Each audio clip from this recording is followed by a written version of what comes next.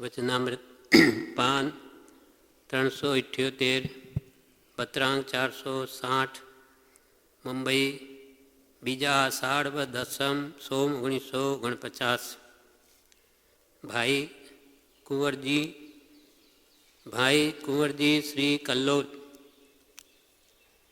શારીરિક વેદનાને દેહનો ધર્મ જાણી અને બાંધેલા એવા કર્મોનું ફળ જાણી સમ્યક પ્રકારે અહીં આસવા યોગ્ય છે। શારીરિક વેદના, આપણે બધા શરીરધારી છીએ એટલે વેદના તો આવશે જ, કેમ કે શરીર એ વેદનાની જ મૂર્તિ છે। શરીર માધ્યમ ખલું ધર્મ સાધનમ પડે જ ભલે વ્યાધિ મંદિરમ શરીર વ્યાધિ મંદિરમ પડે શરીર આપણે જો આત્માર્થનો ઉપયોગ લઈએ તો આત્મકલ્યાણ થઈ જાય એવું છે, અને એના મોહમાં પડીએ તો અનંત સંસાર વધારીએ અને એ જ દેહથી આત્મહિત કરીએ તો ઠેઠ મોક્ષ સુધી પહોંચી જવાય। એનું બીજ, મોક્ષ પ્રાપ્તિનું બીજ અહીંયા રોપી શકાય છે આ માનવ દેહમાં। સમ્યક દર્શન એ જ કેવળ જ્ઞાનનું બીજ છે। તો શારીરિક વેદના તો આવશે જ, પણ એને કે છે દેહનો ધર્મ જાણો। એ દેહનો સ્વભાવ જ છે, એટલે એમાં હર્ષ કરો કે ન કરો, શોક કરો તો પણ આવશે જ। શારીરિક વેદનાને દેહનો ધર્મ જાણી અને બાંધેલા આપણે જ બાંધેલા એવા કર્મોનું ફળ જાણી। કોણે બાંધ્યા આપણા કર્મો? આપણે બાંધ્યા। કૃપાલ કે અમે કર્મ બાંધ્યા એ અમારો દોષ છે, એટલે અમારે ભોગવવું જ પડે તેમ, અને બાંધેલા એવા કર્મોનું ફળ જાણી એમ જાણીને શું કરવું? સમ્યક પ્રકારે એટલે સમતા ભાવે તે વેદનાને અહિયાસવા યોગ્ય છે। અહિયાસવા એટલે ભોગવવા યોગ્ય છે, સહન કરવા યોગ્ય છે। સમતા એને ભોગવીને એથી નિવૃત્ત થવું। ઘણીવાર શારીરિક વેદનાનું બળ વિશેષ વર્તતું હોય છે, ત્યારે ઉપર જે કહ્યો છે તે સમ્યક પ્રકાર રૂડા જીવોને પણ સ્થિર રહેવો કઠણ થાય છે। જ્યારે વેદના અત્યંત વિશેષ હોય ત્યારે ઉપર જે સંભાવની વાત કરી સમ્યક પ્રકારે હૈયાસવાનું કહ્યું, પણ તે પ્રકાર તો રૂડા જીવોને પણ સ્થિર રહેવો કઠણ થઈ પડે, તો સામાન્ય માણસો શું ક્ષમતા રાખે? એટલે સંભાવ એ વેદનાનું વેદન કરવું એ કંઈ સહેલું નથી, એના પાછળ ઘણો વિચારનું બળ હોય। સત્પુરુષના બોધથી ઘણી આત્મવિચારણા આ દેહ પ્રત્યે કરી હોય, દેહના દેહાધ્યાસ છોડ્યો હોય વિચારે કરીને, તો જ એ દેહનું મહત્વ ઘટ્યું હોય તો જ ક્ષમતા ભાવ રહે। ઘણીવાર શારીરિક વેદનાનું બળ વિશેષ વર્તતું હોય છે, ત્યારે ઉપર જે કહ્યો છે તે સમ્યક પ્રકાર તે સંભાવ રૂડા જીવોને એટલે ઉત્તમ જીવોને આરાધક જીવોને પણ સ્થિર રહેવો કઠણ થાય છે। તથાપિ તો પણ હૃદયને વિશે વારંવાર તે વાતનો વિચાર કરતા, હૃદયને વિશે વારંવાર એકવાર ને અનેક વાર તે વાતનો વિચાર કરતા, શું કઈ વાતનો? કે દેહ મારો નથી, વેદના મારી જ બાંધેલી છે, એના ફળ મારે ભોગવવા જ પડે, ક્ષમતાએ ભોગવો કે રડતા ભોગવો, ભોગવવા જ પડશે। એ વારંવાર એ વાતનો વિચાર કરી અને આત્માને નિત્ય, આત્મા કદી મરે નહીં, ગમે એટલી વેદના આવે, અનંતવાર એ નરકાદી ગતિઓમાં કૂટાયો પીટાયો છે, છતાં એક પણ પ્રદેશ હજ સુધી ઘસાયો નથી આત્માનો। એટલે આત્મા તો નિત્ય છે, કદી મરે નહીં, અને અછેદ્ય એને કોઈ છેદી પણ ન શકે, અભેદ્ય એને કોઈ ભેદી પણ ન શકે, અને જરા એટલે વૃદ્ધાવસ્થા એ પણ કંઈ આત્માને ઘરડો નહીં કરે, આત્મા તો એ જ છે। જરા મરણાદિ, મરણ આવે, રોગ આવે, એ આદિ ધર્મથી રહિત ભાવતા આ બધા ધર્મોથી આત્મા રહિત છે। એટલે કે આત્મામાં જરાવસ્થા નથી, મરણે નથી, અને હંમેશા નિત્ય છે, એને કોઈ છેદી ન શકે, ભેદી ન શકે, એ આદિ ધર્મથી રહિત ભાવતા વિચારતા કેટલીક રીતે તે સમ્યક પ્રકારનો નિશ્ચય આવે છે. વારંવાર વિચારે જ્ઞાનના બોધથી તો એની વાત બેસી જાય કે હા ખરેખર એમ છે.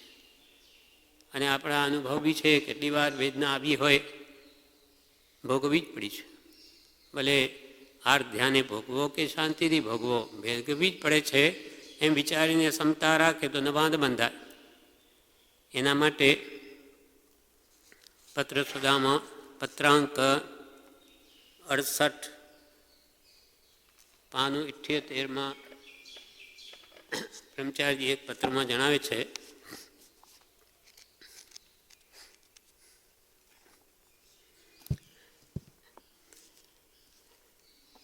પત્ર સુધા પત્રાંક 68 અગાસ આસો સુદ દસમ સંમત 1990 તે વખતે પ્રભુશ્રીજીની પણ હાજરી હતી.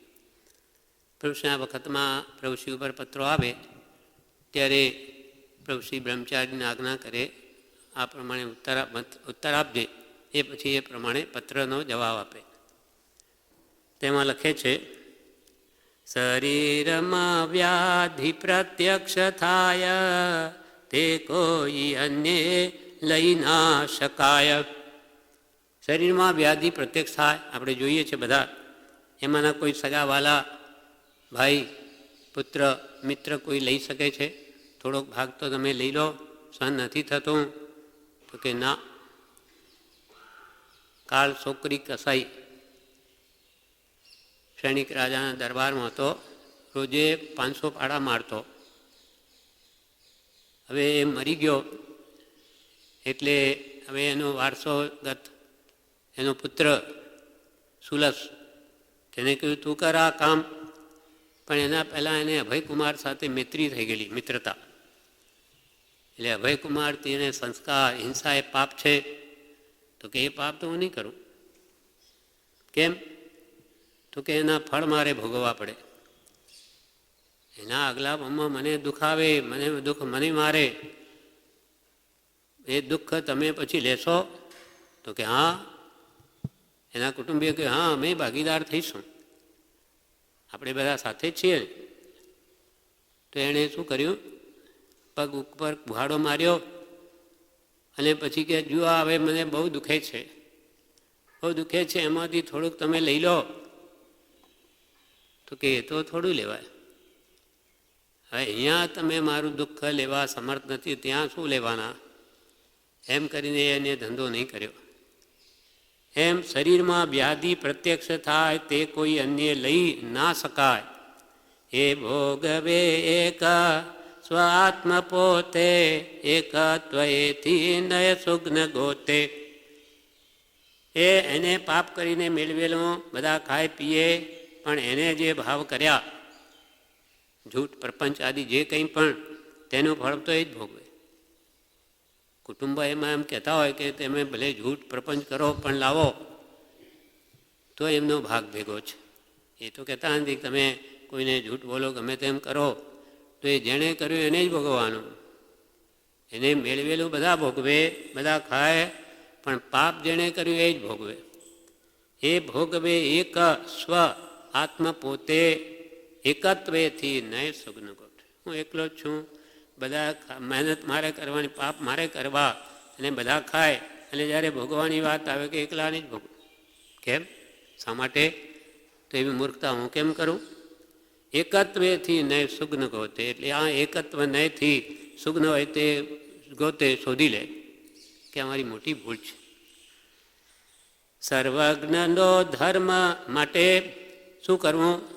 સર્વજ્ઞનો ધર્મ સુશરણ જાણી, આરાધ્ય પ્રભાવાણી.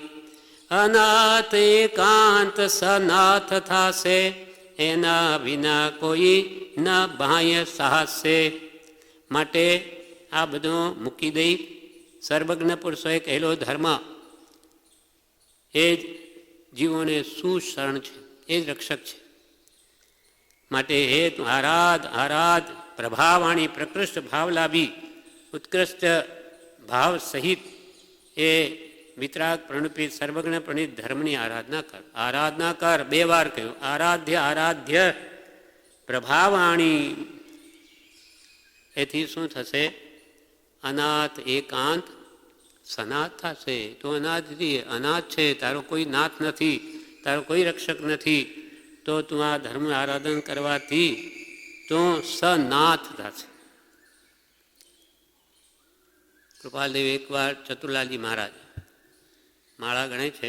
કૃપાલદેવે પૂછ્યું, શું કરો છો? તો કે પ્રભુ માળા ગણું છું, પણ મનમાં તો ખાઉં ખાઉં ખાઉં ખાઉં ખાઉં ખાઉં થાય છે. ભૂખ બહુ લાગતી એમને. કૃપાલદેવે આજ્ઞા કરી કે અહીં ભોજન કરવું. એટલે આજ્ઞા પાલન કરે, પણ મનમાં તો એમ થાય ખાઉં ખાઉં, ભૂખ બહુ લાગે, શું કરું? ત્યારે કૃપાલદેવ શું કે, તમે અમારી આજ્ઞા તોડશો નહીં તો અમે તમને ગમે તે ગતિમાંથી ખેંચી કાઢીશું. અમે તમારા દેહના ધણી નથી, તમારા આત્માના ધણી છું. એટલે તમે આત્મભાવ ટકાવી રાખશો તો તમારું કામ થશે જ. એમ કહ્યું કે કૃપાલય મળે કે કોઈ પણ બીજા આવા જ્ઞાની પુરુષથી આપણું કામ થાય, પણ આત્મભાવ દ્રઢ રાખે તો, આજ્ઞાને છોડે નહીં તો.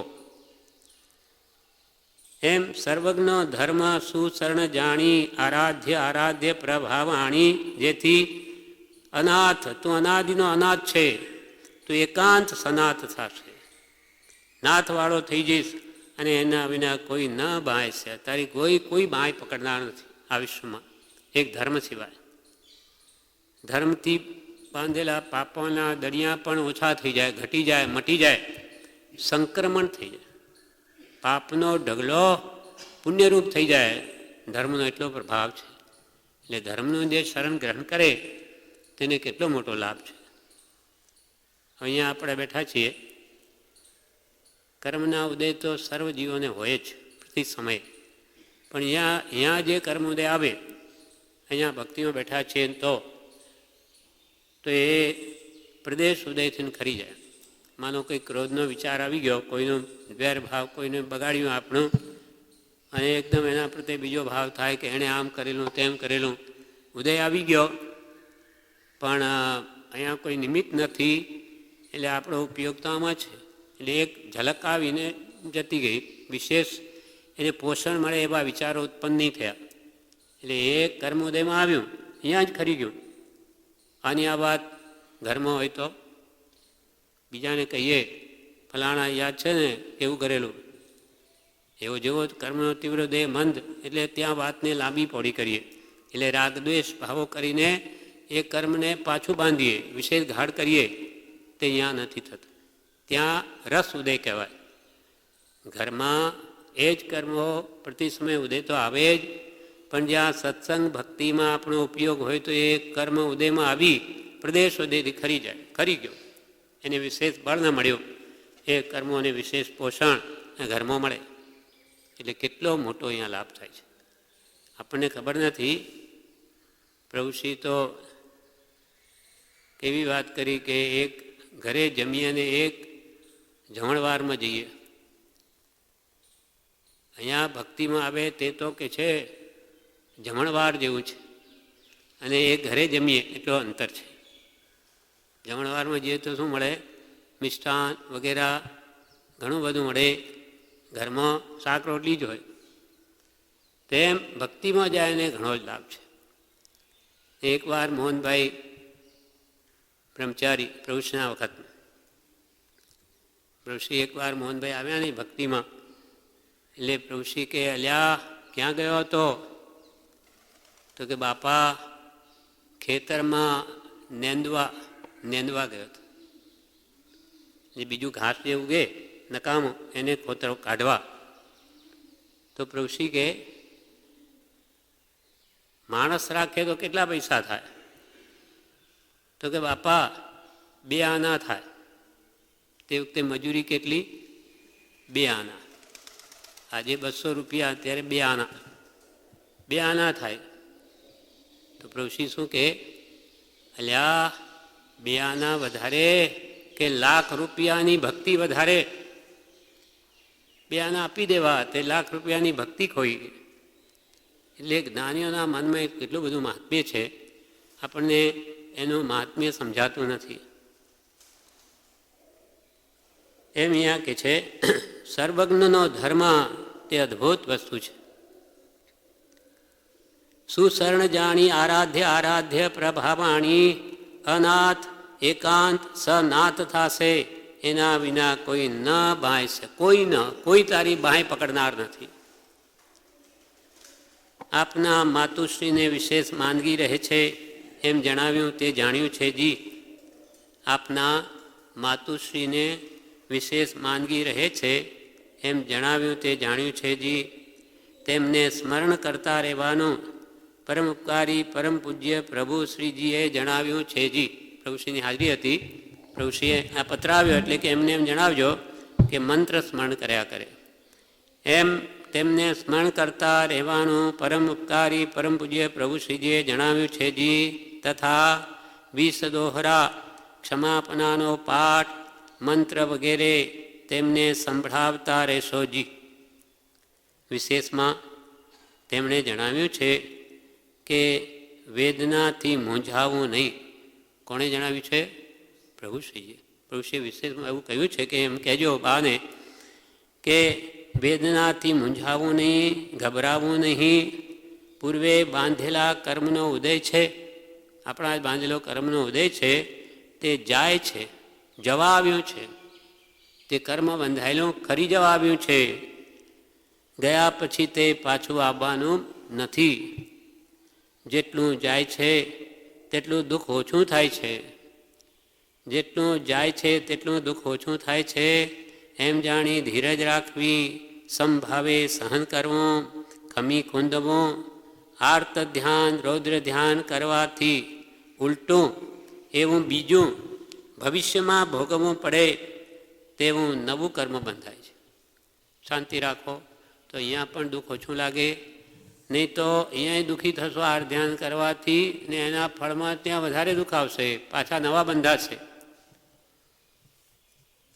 એટલે સમભાવે સહન કરવું, આર્ત ધ્યાન રૌદ્ર ધ્યાન કરવાથી ઉલટું એવું બીજું ભવિષ્યમાં ભોગવવું પડે એવું નવું કર્મ બંધાય છે. માટે ફિકર, ચિંતા, ખેદ, શોક કરવો નહીં. કેમ કે એથી કોઈ ફરક નથી પડતો. ખૂબ કે ભાઈ આપણે ચિંતા કરીશું તો ઓછું થઈ જશે, એમ નથી, ઉલટું વધારે લાગે. માટે ફિકર, ચિંતા, ખેદ, શોક કરવો નહીં. વગર બોલાવીએ કર્મ આવ્યું છે તેમ તેની મેળે તે જતું રહેશે. આવ્યું છે, બોલાવ્યું નથી તો એની મેળે જશે જ. એ તો ઉદય પૂર્યો થશે એટલે પ્રભુશ્રી કહે રાખ્યું એ રહેશે નહીં, એટલે જાઓ કહે જશે પણ નહીં. તેમ વગર બોલાવે કર્મ આવ્યું છે તેમ તેની મેળે તે જતું રહેશે. ધીરજ, શાંતિ, સમતા, ક્ષમા રાખી ખમી કુંદવાથી ધર્મ નીપજે છે. આવી વેદનાના વખતમાં ધીરજ રાખે, શાંતિ રાખે, સમતાએ ભોગવે, ક્ષમા રાખીને ખમી કુંદે તો કે જે ધર્મ થાય છે, સ્વભાવ બની જવાય છે અને પૂર્વે બાંધેલું કર્મ ચાલ્યું જાય છે. હાય વોય કરીએ, ગમે તેટલો ઉચાટ શોક કરીએ, માથું કૂટીએ તો પણ કર્મ કંઈ ઉદયમાં આવ્યા વગર રહેવાનું નથી. જે કર્મ ઉદય તો આવશે જ. દુઃખ ભોગવ્યા વગર છૂટકો નથી. આપણે બાંધ્યું છે એટલે ભોગવ્યા વગર છૂટકો નથી. આપણે બાંધેલા આપણે જ ભોગવવા પડશે. પણ તે વખતે સમજણ રાખીને ધીરજ રાખે તેને નવા કર્મ ન બંધાય. આ મોટો લાભ થઈ જાય. સમજણ રાખીને ધીરજ રાખે તો નવા ન બંધાય. અને વ્યાધિ વગેરે શરીરમાં થાય છે, અને વ્યાધિ વગેરે શરીરમાં થાય છે. દેહનો ધર્મ સડી જવાનો, પડી જવાનો, કોઈનો અજર અમર દેહ રહ્યો નથી. એ સડશે ને પડશે જ. કોઈ અજર કે અમર થયા નથી. તો પછી આપણે વેદનાની મૂર્તિ જેવા દેહમાંથી સુખી છીએ તો પણ મળે એવું નથી. એ વેદનાની મૂર્તિ છે. 6 કરોડ 12.5 લાખ રોગનું ઘર છે, તેમાંથી આપણે સુખી છીએ તો કે છે મળે એવું નથી. છે જ નહીં, ત્યાં ક્યાંથી મળે? ખાંડ છે કોલસાની, મારે તો હીરો જોઈએ, તેમાં ખોદે કોલસામાં શોધે, અરે એમાં નહીં મળે તો આ જીવને ના, હું તો ખોદી કાઢી નીચે હશે એમ જે ખોટી મહેનત કરે હાથમાં કંઈ આવતું નથી. માટે પછી આપણે વેદનાની મૂર્તિ જેવા દેહમાંથી સુખ ઈચ્છીએ તો પણ મળે એવું નથી. આખરે દેહ દગો દેનાર છે. કેટલી એની આપણે સેવા કરીએ આખી જિંદગી, છતાં અંતે તો એ દગો જ આપે. આખરે દેહ દગો દેનાર છે. માટે દેહ ઉપરનો મોહ તજીને આત્માનો વિચાર કરવો યોગ્ય છે. માટે દેહ તો સડન પડન ને વિધ્વંસણ, એક દિવસે મરી જવાનું, બાળી નાખવાનું છે એને. ઠીક છે, એની સંભાળ લેવી આ પરિણામિક મમતા સ્વરૂપ છે. આત્મકલ્યાણમાં સહાયક છે. એટલે એને આપણાથી સહન ન થતું હોય તો દવા કરવાનો કોઈ ના નથી. પણ આ વિશેષ ભોગનો હેતુ છે, માટે એને પોષણ આપવું તો આ દેહની ફૂટી બદામ જેટલી પણ કિંમત નથી. અને જો આત્માર્થે ઉપયોગમાં આવતો હોય તો રત્નના કરંડિયા સમાન છે. સાચવવા કહ્યું. માટે દેહ ઉપરનો મોહ તજીને આત્માનો વિચાર કરવો યોગ્ય છે. આ દેહથી આત્મવિચાર થઈ શકે છે, પછી પશુ દેહમાં ન થાય. જાનવર શું કરે? દેવલોકમાં થઈ શકે તો એ સમ્યક દ્રષ્ટિ જ કરે, બીજા બધા મોહમાં જીવન પૂરું કરે. જેમ અહીંયા પણ મનુષ્યો મોટાભાગે આખું જીવન સામા વ્યતીત કરે, ભોગોમાં, પાંચના વિષયોમાં, એને મેળવવા માટે ધનાદિમાં. આત્માર્થ સાધવાવાળા કેટલા, તેમ ઉપર દેવલોકમાં એ જ છે. માટે દેહ ઉપરનો મોહ તજીને આત્માનો વિચાર કરવો યોગ્ય છે. આત્માનો વિચાર કર, વિચાર તો પામ. ઔષધ વિચાર ધ્યાન. વિચાર વગર આત્મજ્ઞાન થાય નહીં. વિચાર તો એક મહાન યોગ છે. યોગ તો અસંખ્ય છે જીને કયા, પણ વિચાર વગર આત્મજ્ઞાન ન થાય. માટે દેહ ઉપરનો મોહ તજીને આત્માનો વિચાર કરવો યોગ્ય છે. આત્મા નિત્ય છે. કદી આત્મા મરતો નથી, સડતો નથી, રોગી થતો નથી, ઘરડો થતો નથી. એ તે અછેદ્ય અભેદ્ય જન્મ મરણથી રહિત છે. અસંગ સ્વરૂપ છે. જ્ઞાન આત્માનો સ્વભાવ હોવાથી દેહમાં જે જે વ્યાધિ થાય છે તેને જાણે છે. જ્ઞાન આત્માનો સ્વભાવ છે, જાણવાનો. એટલે કે દેહમાં વ્યાધિ થાય એટલે આત્માને જાણપણું થાય. પરંતુ મને થાય છે, આ વેદના મને થાય છે, મારાથી નથી ખમાતું, મને આ નથી ગમતું, ક્યારે મટી જશે વગેરે થાય છે, તે દેહ ઉપરના મોહને લઈને અને સહન કરવાનો અભ્યાસ નથી પાડ્યો તેને લઈને લાગે છે. પણ હવે આ દેહનો વિશ્વાસ કરવા યોગ્ય નથી. દેહાધ્યાસ આપણો ઘટ્યો નથી. દેહમાં જેટલા પ્રમાણમાં આપણી આસક્તિ વિશેષ હોય છે તેટલી જ વેદનાનું દુઃખ વધારે લાગે. દેહાધ્યાસ ઘટાડ્યો હોય એ થાય તો શરીરથી દુઃખ તો આવે જ, તો એટલું દુઃખ ઓછું થાય. પણ દેહને જ પોતાનું સ્વરૂપ જેટલા અંશે વધારે માને, દેહાધ્યાસ જેટલો ગાઢ એટલું વેદના વખતે ખબર પડી જાય કે ભાઈ મારો દેહાધ્યાસ ઘટ્યો કે અમને અમ જ છે કે વધ્યો. દેહ ઉપરના મોહને લઈને અને સહન કરવાનો અભ્યાસ નથી પાડ્યો તેને લઈને દુઃખ લાગે છે. પણ હવે આ દેહનો વિશ્વાસ કરવા યોગ્ય નથી. દેહ, સ્ત્રી, પુત્ર, કુટુંબ, ખેતર, ઘર એ કંઈ મારું નથી એમ વિચારી બધા ઉપરથી મન ઉઠાવી એક પરમ કૃપાળુ દેવનું શરણ ગ્રહણ કરી જ્યાં સુધી ભાન રહે ત્યાં સુધી સત્પુરુષ દ્વારા એ મળેલો મહામંત્ર સહજાત્મ સ્વરૂપ પરમ ગુરુનું સ્મરણ કર્યા કરવું યોગ્ય છે જ. ઓમ શાંતિ શાંતિ. ચલો શું કહ્યું? બાને કેમ કહેજો કે આ વેદના એ આપણું સ્વરૂપ નથી, પણ આપણને દેહાધ્યાસ એટલે થાય છે. અને હવે આપણો કોઈ પણ આ દેહનો વિશ્વાસ રાખવો નહીં. પુત્ર, દેહ, કુટુંબ, ખેતર, ઘર જે કંઈ હોય તે મારું નથી એમ વિચારી અને પરમ કૃપાળુનું શરણ ગ્રહણ કરી જ્યાં સુધી ભાન રહે ત્યાં સુધી સત્પુરુષ દ્વારા એ મળેલો, જ્ઞાની દ્વારા મળેલો મહામંત્ર 14 પુરનો સાર સહજાત્મ સ્વરૂપ પરમ ગુરુનું સ્મરણ કર્યા કરવું, એમ એમને ભલામણ કરજો. અથવા કે સંભળાવજો, ઓમ શાંતિ શાંતિ શાંતિ.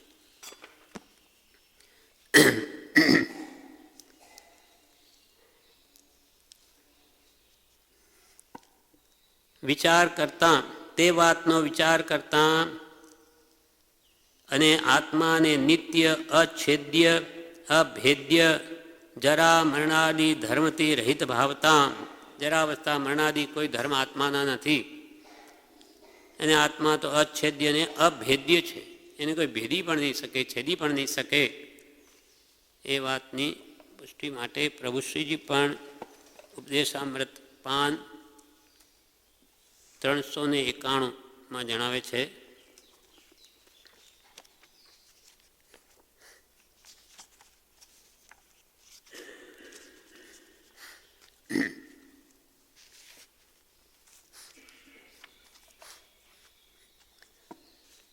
પ્રભુશ્રી કહે પાન 391 ઉપદેશામૃત, મરણ બધાને અવશ્ય આવશે જ, મરણ બધાને અવશ્ય આવશે જ. જન્મ્યા છે આપણે એટલે મરવાના નિશ્ચિત જ છે. મરણ બધાને અવશ્ય આવશે જ. આટલા બધા બેઠા જ છો, તે સર્વને કઈ કઈ પ્રકારની વેદની તે વખતે આવશે. પ્રભુશ્રી કહે જુદી જુદી આવી શકે, જેવા કર્મ બાંધ્યા, અને વેદીના પ્રકાર તો કરોડો છે, એટલે કઈ વેદની આવે. જેમ કે કેન્સર પહેલાં શોધાઈ નહોતું એટલે એની દવા નથી, દવા નથી એમ કરે. હવે એમાં કંઈક એમને મળ્યો હશે તો પાછો એઇડ નામનો રોગ ઊભો થયો. હવે કે એ અસાધ્ય છે. એ બધું નવું નવું નીકળ્યા જ કરવાનું. હવે હજારો રોગ છે. એટલે પ્રભુશ્રી કહે આટલા બધા બેઠા છો, તે સર્વને કઈ કઈ પ્રકારની વેદની તે વખતે આવશે, મરણ વખતે. બધાને એક પ્રકારની નહીં આવે. ત્યાં આટલો લક્ષ્ય રહે તો કામ થઈ જાય. અંત વખતે આપણે કે શું લક્ષ્ય રાખવો તો આપણા આત્માનું કલ્યાણ થઈ જાય, તે પ્રભુશ્રી કહે છે તે વખતે આટલો લક્ષ્ય રહે તો કામ થઈ જાય. શું લક્ષ્ય રાખવાનું કે છે? એવા ભાવ રાખવાનો. વેદની આવે છે તેથી 1000 ગણી આવો કહેવાય આપણાથી. આ બહુ છે ભગવાન, 1000 ગણી ક્યાં છે? એવી ખુમારી હોવી જોઈએ કે વેદની આવી તો 1000 ગણી આવો. એવી પ્રભુશ્રી કે વેદની આવે છે તેથી 1000 ગણી આવો. જે આવે છે તે જાય છે. પ્રભુશ્રી કે બધું આવ્યું તે જવા માટે. જે આવે છે તે જાય છે. બાંધેલા કર્મ આવીને છૂટે છે. ખરેખર તો જીવ કર્મ ભારથી હલકો થાય છે. કેમ કે કર્મના ઢગલા છે આપણા બાંધેલા, અને ઉદયમાં આવ્યા ક્ષમતાએ ભોગવી લઈએ, ખરી ગયું એટલે આત્મા હલકો થાય છે. એટલે આપણેથી ભલું માનવું જોઈએ કે વેદની આવી તો એટલું દુઃખ મારું ગયું. બાંધેલા કર્મ આવીને છૂટે છે, તેને જોનાર એવો આત્મા હું છું. હું તો જોનાર છું. વેદની આત્મામાં નથી, વેદની દેહમાં છે. પણ દેહમાં જીવને રાગ છે, મોહ છે, મમત્વ ભાવ છે, પોતાનો માને છે એને લઈને. એટલે આ મને વેદની, મને દુઃખ થયું એમ માને છે. પણ પ્રભુશ્રી કહે તેને જોનાર એવો આત્મા હું છું. મેં તો એવો નિશ્ચય કરેલો છે કે હું આત્મા કોઈ કાળે મરવાનો નથી. મેં તો એવો નિશ્ચય કરેલો છે કે હું આત્મા કોઈ કાળે મરવાનો નથી. કર્મ તો બાંધેલા બધા આવીને જવાના છે, પણ જોનાર આત્મા છે, આત્મા છે, આત્મા છે. કેવો નિશ્ચય છે પ્રભુશ્રી. પણ આપણે કેમ રાખવું? ભલે ને દેહ જશે પણ હું તો આત્મા છું, કોઈ કાળે મરવાનો નથી. કર્મ તો બાંધેલા બધા આવીને જવાના છે, પણ હું તો જોનાર તે વેદનીને જોનાર આત્મા છે, આત્મા છે, આત્મા છે. તે નિત્ય છે, નિત્ય છે. એ આદિ છે પદનો નિશ્ચય કર્યો છે. વિશેષ રોગના ઉદયથી અથવા શારીરિક મંદબળથી જ્ઞાનીનું શરીર કંપાય, નિર્બળ થાય, મ્લાન થાય, મંદ થાય, રૌદ્ર લાગે, તેને ભ્રમાદિનો ઉદય પણ વર્તે. તથાપિ જે પ્રમાણે જીવને વિશે બોધ અને વૈરાગ્યની વાસના થઈ હોય છે તે પ્રમાણે તે રોગને જીવ તે પ્રસંગમાં ઘણું કરી વેદે છે. આપણે જેટલો બોધ અંતરમાં ઉતરીને વૈરાગ્ય ભાવ આવ્યો હોય તેટલો જ તેને વ્યાધિ સમયે સંભાવ રહે છે. એ ક્ષમતાથી વેદે છે. બોધ અને વૈરાગ્ય આત્મા છે. ઋષિએ બોધ અને વૈરાગ્ય આત્મા છે. સદગુરુનું શરણ માથે છે. સદગુરુ એ પોતાનો આત્મા છે. વ્યવહારથી જ્ઞાની પુરુષ નિશ્ચયથી તો પોતે જ પોતાનો ગુરુ છે. પોતે ન માને, જ્ઞાની બધું કે આપણને, પોતે માને નહીં તો જ્ઞાની શું કરે? એટલે નિશ્ચયથી તો પોતે જ પોતાનો ગુરુ છે. સદગુરુનું શરણ માથે છે. તે રોગને જીવ તે પ્રસંગમાં ઘણું કરીને ભેદે. સદગુરુનું શરણ માથે છે. સદગુરુ એ પોતાનો આત્મા છે અને તે દરેકની પાસે છે. મેં આત્મા જાણ્યો નથી, પરંતુ સદગુરુએ આત્મા યથાર્થ જાણ્યો છે. તેવો આત્મા તે મારો છે. મને ખબર નથી હું કોણ છું, પણ જેવો જ્ઞાનીઓ આત્મા જાણ્યો, જોયો, અનુભવ્યો તેવો મારો આત્મા છે. તેથી અન્ય કાંઈ પણ મારું નથી. અસંખ્યાત પ્રદેશ જે આત્માના છે એ સિવાય જ્ઞાની પુરુષ કે તારું કંઈ છે જ નહીં. આ જગતમાં આ દેહ પણ પોતાનો નથી. જે દૂધ અને પાણીની જેમ એકમેક રહેલો છે એ દેહ પણ પોતાનો નથી. સાવ એક ક્ષેત્રાવકાય સંબંધ છે દેહને આત્માનું, છતાં કે આ તારો નહીં. તો પછી આ સાવ પ્રત્યેક જુદા દેખાય. ધન કુટુંબાદી એ તો પોતાના કેવી રીતે હોઈ શકે?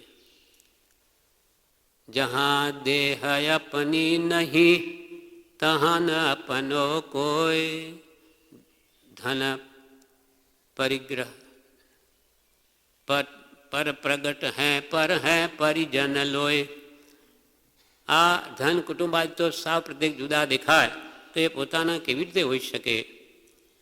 એટલે એવો જે મમત્વ ભાવ છે તે આપણો ભ્રમ છે, મોહ છે.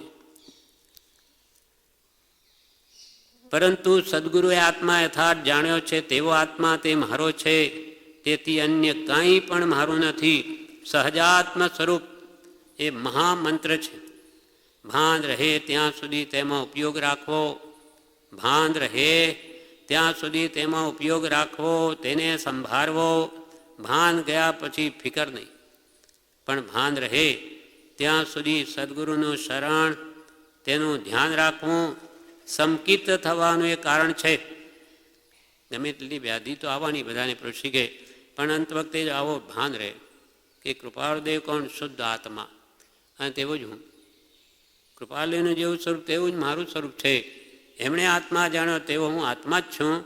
એવું ત્યાં સુધી એનું શરણ રાખવું, તેનું ધ્યાન રાખવું, અને એ જ સંકિત થવાનું કારણ છે. હાલતા ચાલતા, ખાતા પીતા, બેસતા ઉઠતા ઠામ ઠામ આત્મા છે. આત્મા વગર તો ચલાય નહીં, આત્મા વગર બોલાય નહીં, ખાવા પીવાનું પણ બની ન શકે. એટલે કે બેસતા ઉઠતા ઠેર ઠાર આત્મા છે. જૈસી પ્રીતિ હરામ કી તૈસી હર પર હોય, ચલ્યો જાય વૈકુંઠ મેં પલ્લો ન પકડે કોઈ.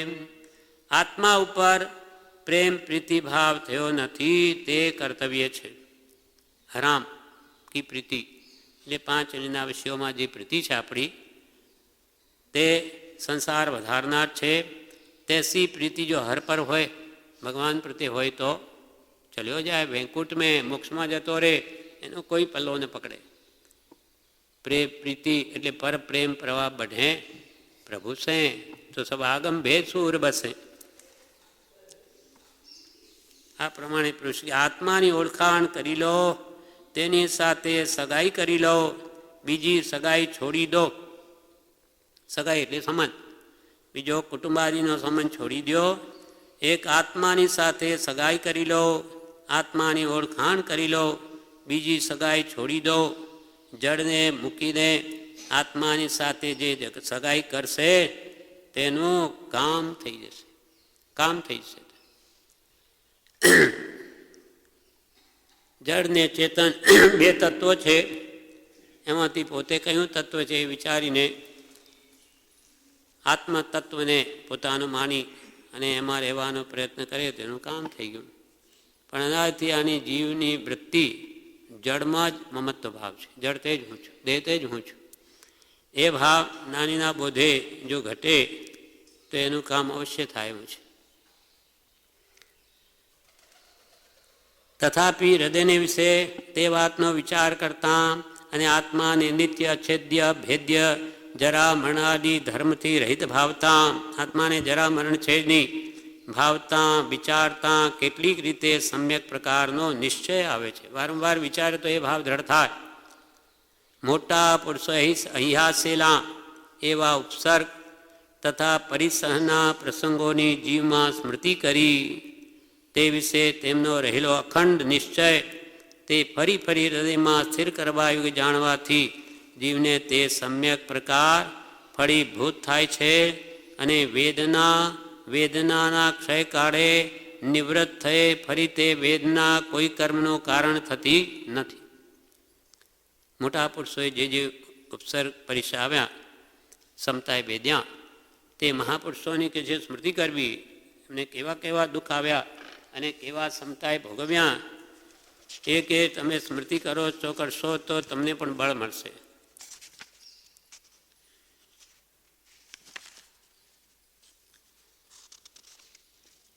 પ્રજ્ઞાબોધમાં બ્રહ્મચારી કહે છે, ઘોર વેદના ઘણી આવે પણ આકુળ વ્યાકુળ ના થાઓ. ઘોર વેદના ઘણી આવે પણ આકુળ વ્યાકુળ ના થાઓ. દેહ ભિન્ન નિજ જ્ઞાયક ભાવે અખંડ અનુભવમાં જાઓ. પૂર્વ પુરુષોની તલ્લીનતા એવા ટાણે અચળ રહી તેની સંસ્મૃતિ કરતા ઉરમાં ધીરજ ધારા રહે વહી. કૃપાલજી આ પત્રમાં શું કહ્યું કે જે પૂર્વે અહીં જે મહાપુરુષોએ દુઃખોને સહન કર્યા, એટલે ઉપસર્ગો કે પરિસહોની પ્રસંગોની સ્મૃતિ કરો તો બળ આપશે. કહો એ મહાપુરુષે આવા દુઃખો સહન કર્યા તો મારું આ શું દુઃખ છે? એટલે પોતાની જે પૂર્વે બાંધેલી ઘોર વેદના ઘણી આવે તો પણ કે તમે પણ આકુલ વ્યાકુલ ન થાઓ, પણ પોતાના આત્માને દેહથી ભિન્ન ભાવી નાયક ભાવે એટલે માત્ર જ્ઞાતા દ્રષ્ટા રહી પોતાના અખંડ આત્મા અનુભવમાં જવાનો પુરુષાર્થ કરો. ઘોર વેદનાના સમયે પૂર્વે થઈ ગયેલા મહાપુરુષોની આત્મામાં તલ્લીનતા એ ઉપસર્ગ વખતે પણ કેવી અચલ હતી તેની સ્મૃતિ કરો અને પોતાના આત્માને દેહથી ભિન્ન ભાવો નાયક ભાવી એની સ્મૃતિ કરતાં આપણા હૃદયમાં પણ ધીરજની ધારા પ્રગટ થાય છે. મહાપુરુષે એટલું સહન કર્યું તો મને તો શું વેદની છે. પછી દ્રષ્ટાંત આપે છે સુકોશળ મુનિનું. મુનિ સુકોશળ ધ્યાને ઉભા માતા વાઘણ ત્યાં આવી પંજો મારી પકડી ફાડી ખાય અંગ સઘળા ચાવી.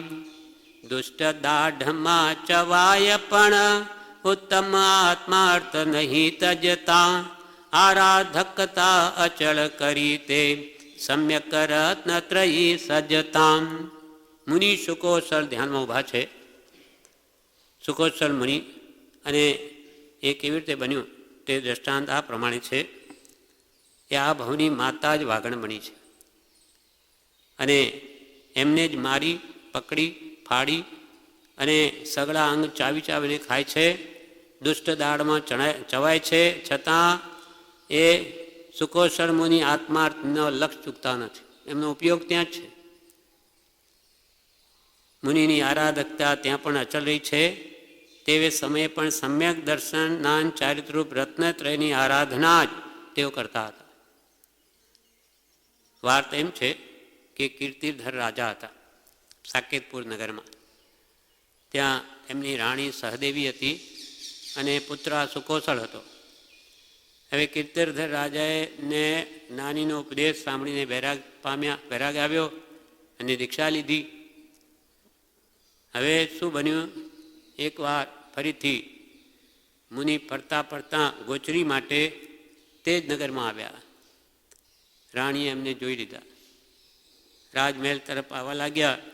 એ તો ગોચરી માટે ફરે છે કે રાણીએ જેવા જોયા એટલે કોઈ માણસ સૈનિક કે કોઈ પણ રક્ષકને મોકલી ને કે પેલા મુનિને બહાર કઢાવ. આ બધું દૃશ્ય ધામાતા જોઈ રહી છે. એને એટલું દુઃખ થયું કે આ જેનું રાજ્ય છે, આજે એણે દીક્ષા લીધી અને એની જ પત્ની રાણી એને માણસ મોકલીને બહાર કઢાવે, આ કેવો સંસાર છે. એના આંખમાં આંસુ આવી ગયા. જેનું રાજ્ય આજે એમાં પ્રવેશ બી કરવા નથી દેતી આ રાણી. આ વાત એના આંખમાં આંસુ આના પુત્ર કીર્તિધર રાજાના પુત્ર સુકોસલે જોઈ લીધા અને પૂછ્યું ધા માતાને કે તું કેમ રડે છે? તો કંઈ કહેવા જેવું નથી. તું કહે તો ખરા તો મને ખબર પડે શું દુઃખ છે, તો એનું નિવારણ થાય. એને કહ્યું કે તમારા પિતા સાધુ થયેલા મુનિ ગોચરી માટે આવતા તમારી માતાએ જ એને સૈનિકથી પકડીને બહાર કઢાવ્યા છે. એ સાંભળીને એને થયું કે આવો સંસાર, મારે પણ આ રહેવું જ નથી. એ પણ જઈને પિતા પાસે દીક્ષા લઈ લે છે. માતાએ શા માટે બહાર કઢાવ્યા? કે આ વળી આવીને ઉપદેશ આપશે તો મારો પુત્ર પણ ચાલ્યો જશે, દીક્ષા લઈ લેશે, હું એકલી થઈ જઈશ. પણ બનનાર તે ફરનાર નથી. એ તો ચાલ્યા જ ગયા છેવટે. હવે માતાને અત્યંત ક્લેશ થયો. કોઈ બહાર ધ્યાન કર્યું ને ઉપરથી પડતું મૂક્યું અને મરીને વાઘણ થઈ. હવે બે મુનિ જંગલમાં જઈ રહ્યા છે. ત્યાં સામેથી વાઘણને આવતા જોઈ પિતાને તો જ્ઞાન થયેલું છે. કીર્તિધર રાજા જ્ઞાની છે. હવે એમના જ્ઞાનથી જાણ્યું કે હવે ઉપસર્ગ આવી રહ્યો છે. એટલે પુત્ર સુકોસલને એમ કહ્યું, એ પણ મુનિ થયેલા છે, કે મને જવા દે આગળ. ત્યારે પુત્ર શું કહે? ના, હું જઈશ. પોતે આગળ ગઈ. માતા વાઘણ આવી, પંજો મારી, પકડી, ફાડી, દાળમાં ચવાતા દાંત સુધી આવી. ત્યાં દાંત સોનાના જોયા. એટલે એને થાય કે આ તો મેં ક્યાંય જોયું છે, આ તો મેં ક્યાંય જોયું છે. એમ જોતા જોતા એને જાતિનું જ્ઞાન થયું અને એને થયું કે અરે આ તો મારો જ પુત્ર છે. તેટલામાં પાછળ કીર્તિધર રાજા આવતા જતા એને એટલી મારીને ખાતા એને પછી બોધ આપ્યો કે તું શું કરે છે? આવો અનાદિકાલથી અજ્ઞાનથી જીવ ભૂલ્યો છે. એ ઉપદેશ આવતા એને જાતિનું જ્ઞાન થતાં કે હું ક્યાં હતી, રાણીને ક્યાં વાઘણ થઈ, એ બોધથી બુજી ત્યાં અનશન વ્રત લઈને ઠેઠ 8મા દેવલોકમાં જાય છે. પછી અને એ બી મુનિઓ પોતાના આત્માનું કલ્યાણ કરીને જાય. પણ આ સમતા ભાવે એને ખાય છે, દુષ્ટ દાળમાં ચવાય છે, છતાં પણ આત્માર્થને છોડતા નથી. મુનિ સુકોસલ ધ્યાને ઉભા, માતા વાઘણ ત્યાં આવી, પંજો મારી પકડી ફાડી, ખાય અંગ સઘળા ચાવી. બધા અંગ ચાવી ચાવીને ખાઈ ગઈ. દુષ્ટ દાઢમાં ચવાય પણ ઉત્તમ આત્માર્થ નથી તજતામ, આરાધકતા અચલ કરી તે સમ્યક રત્નત્રયી સજતામ. એવું બીજું દ્રષ્ટાંત ફરી એ મહાપુરુષોના એવા ઉપસર્ગ અને પરિસરના પ્રસંગોની સ્મૃતિ કરો તો કે આમાં તમને પણ વિશેષ બળ મળશે વ્યાધિને સહન કરવામાં. બીજું દ્રષ્ટાંત બ્રહ્મચારીએ આપ્યું છે અવંતી સુકુમાર. આખી અવંતી એટલે ઉજ્જૈનમાં નગરીમાં સુકુમાર એટલે સુકોમળ. આવા સુકુમાર હતો. એને દીક્ષા લીધી ને એકવાર નવદીક્ષિત મુનિ જંગલમાં કૌશક ધ્યાનમાં ઊભા હતા. પોતે દીક્ષા લઈને જ્યાં શિયાળ તે ઊભો છે તે શિયાળ ત્યાં આવ્યું અને બચ્ચા સાથે એમને ખાવા લાગ્યું, પગ ખાવા લાગ્યું. પગ પૂરો કર્યો. પેટ ફાડતા ત્રીજી રાતે મરણ થયું છે. ત્યાં સુધી 3 રાત સુધી વ્યાધિ ભોગવી. રાઈ ખૂંચે તેવા કોમળ નર હતા, છતાં ઘોર વેદનાને સહન કરી. તો હો આ ભૂખ કે તરસનું દુઃખ અસહ્ય જણા છે. સમાધિમાં વાત આવી, મોટા મોટા હા એ પણ ભૂલી જાય છે.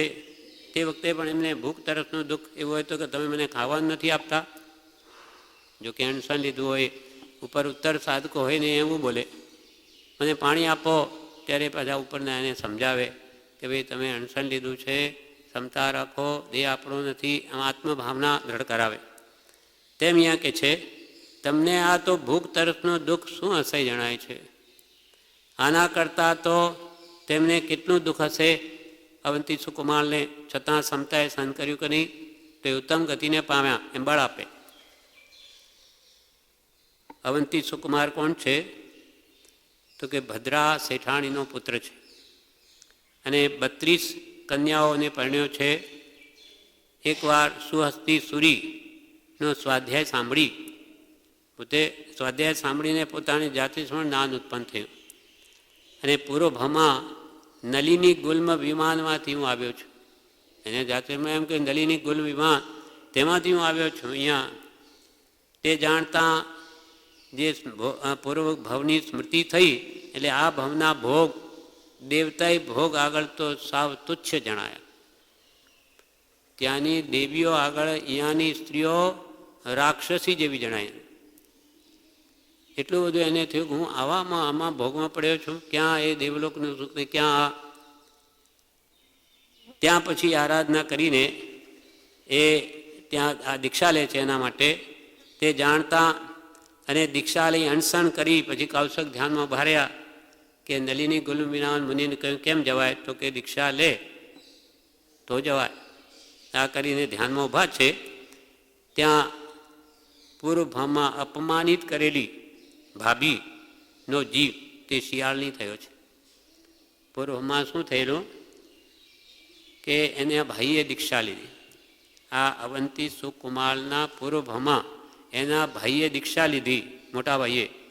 ત્યારે ભાભી વારંવાર એમ કહે કે તમે એમને જઈને ઘરે લઈ આવો પાછા. તો એ કે ભાઈ હવે દીક્ષા લીધી છે, ભાઈ નહીં આવે ઘરે. કેમ નહીં આવે? તમે જાઓ કહો. તો કે હું દીક્ષા લીધી છે એમને કેમ કહું ઘરે આવો? તો કે તમારે જ નથી લાવવા, તમારે ઘરે નથી લાવવા એટલે તમે ના પાડો છો. એમ વારંવાર એ આવું કહેવા લાગી એટલે અવંતી સુકુમારના જીવને ક્રોધ ચડી ગયો અને એને ભાભીને લાત મારી દીધી. તે વખતે ભાભીને મનમાં એમ થયું કે આ ભમમાં તો હું અબલા છું, હું કંઈ કરી શકું એમ નથી, પણ આવતા ભમમાં હું એના પગને ખાનારી થાઉં, આવો ભાવ કર્યો. એટલે મરીને આ શિયાળની થઈ. એ તો નાની ભગવત ધ્યાનમાં ઊભા, ત્યાં આવીને હવે પગ ખાય છે. એને એના બચ્ચાઓ સાથે બધા ખાતા ખાતા જ્યારે ત્રીજી રાત્રે પેટ ફાટી ગયું ત્યારે મરણ થાય છે. તો કેવી ઘોર વેદના ક્ષમતાએ સહન કરી. તો કે જે આપણે આ ભૂખ કે તરસનું શું દુઃખ છે. નવદીક્ષિત સુકુમાળ મુનિને ખાય શિયાળ બચ્ચા સાથે, પગ પૂરો કરી પેટ ફાડતા થાય મરણ ત્રીજી રાતે. રાઈ ખૂંચે તેવા કોમળ નર ઘોર વેદના સહે અહો, તો તમને શું ભૂખ તરસનું દુઃખ અસહ્ય જણાય અહો. તો સમાધિ મણના આરાધકને કે છે કે તમને આ ભૂખનું ને આનું તરસનું શું દુઃખ એટલું બધું તમે કહો છો, એના આગળ શું ગણતરીમાં છે? આ પ્રમાણે આ બધા દ્રષ્ટાંતો કે છે.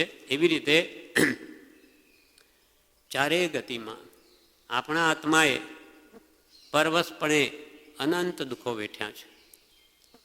છતાં હવે જે દુઃખ આવે તેને સ્વેચ્છાએ ખુશીથી સહન કરવા જોઈએ. થોડુંક બી દુઃખ આવે આપણા સહન થતું નથી. એટલે જ્ઞાનીઓ કે તમે કેવા કેવા દુઃખો ભોગવ્યા છે ચાર ગતિમાં, તો ક્ષમતાએ આ દુઃખ ભોગવી લો તો ફરી દુઃખ ઊભું નહીં થાય. દુઃખ દેખીને કદી મરવાની ઈચ્છા કરવી નહીં કે ભાઈ એના કરતો મરી જાઉં સારું, એવી કદી ઈચ્છા નહીં કરવી. ગમે તેવું દુઃખ આવે એ જવા આવે છે કર્મો. જીવવાની પણ ઈચ્છા નહીં કરી, મરવાની નહીં કરવી, જે આવે તે ભલે ક્ષમતાએ ભોગવી લેવું, તો આટલા કર્મો ઓછા થશે ને નવીન બંધ નહીં થાય. દુઃખ દેખીને કદી મરવાની ઈચ્છા કરવી નહીં, પણ મરણનો ભય ત્યાગી સત્શરણા ગ્રહવા, એટલે કે સદદેવ ગુરુ ધર્મનું શરણ અંગીકાર કરવો અને આનંદમાં રહેવું, ક્ષમતાએ ભોગવાનો અભ્યાસ કર્યો. પરવશ ચાર ગતિમાં વેઠ્યા દુઃખ હવે ખુશીથી સહવા. પરવશ ચાર ગતિમાં વેઠ્યા દુઃખ હવે ખુશીથી સહવા. મરવાની ન ઈચ્છા કરવી ભય તજી સતશરણા ગ્રહવા. મરવાની ભય નહીં રાખવો ને ઈચ્છા પણ નહીં કરવી, પણ જે દુઃખ આવે સંભાવે ભોગવીને એથી છૂટા થવું. ભય તજી સતશરણા ગ્રહવા. સ્વજન મિત્રની સ્મૃતિ તજો નહીં ભોગ નિદાન કદી કરશો. સ્વજન મિત્રની પણ સ્મૃતિ તજી દો. સજ્જન એટલે પોતાના કુટુંબીઓ કે મિત્રની સ્મૃતિમાં પણ ત્યાગ કરો. મારું કોઈ નથી, હું એકલો જ છું, એકલો આવ્યો છું, એકલો જવાનો. અને ભોગ નિદાન એટલે ભોગને અર્થે પણ કોઈ પણ પ્રકારનું નિયાણું કરશો નહીં, કે મને ભવિષ્યમાં દેવલોક મળો કે ભલાણું મળો, એવું કંઈ પણ ઈચ્છા કરશો નહીં.